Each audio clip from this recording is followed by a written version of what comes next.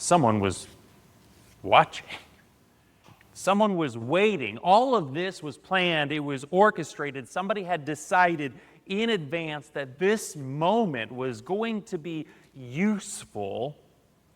And then they place this woman at the center of the crowd, in the middle of Jesus' teaching, in front of everybody who has been gathered here, to try to learn something good. And then they put their question to Jesus. Teacher, this woman was caught in the act of adultery. Now, the law of Moses commands us to stone such a woman. What do you say? What's missing here? Does anyone notice? Adultery, by definition, involves two people. Yeah. The man is not in the story, is he? He's not dragged in. He's not named or accused in any way, which tells us that what's happening here is not really about adultery.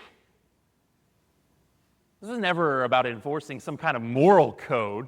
This woman was chosen because she was useful and usable.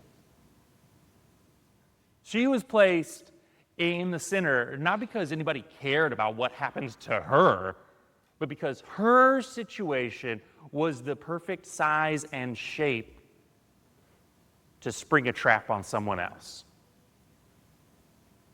That's the first thing that you need to understand when you're approaching this text, that she's the victim, she's the bait.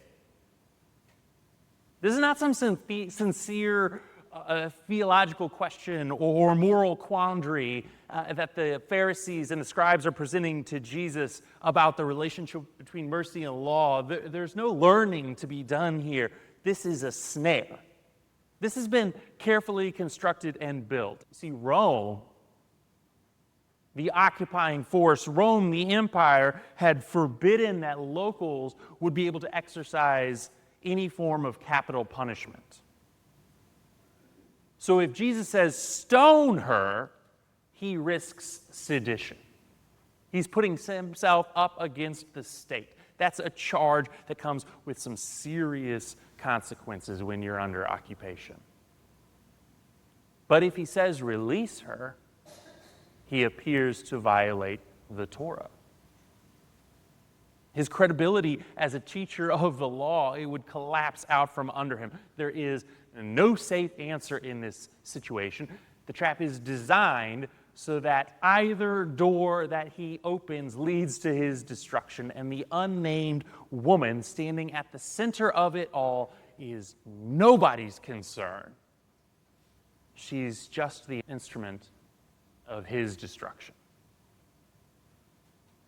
But back to this trap. It's a political one, yes, as we said, but it's also moral. But what's happening here in this story, in this courtyard, it's not a failing of Judaism, it is a particular misuse of the law by people.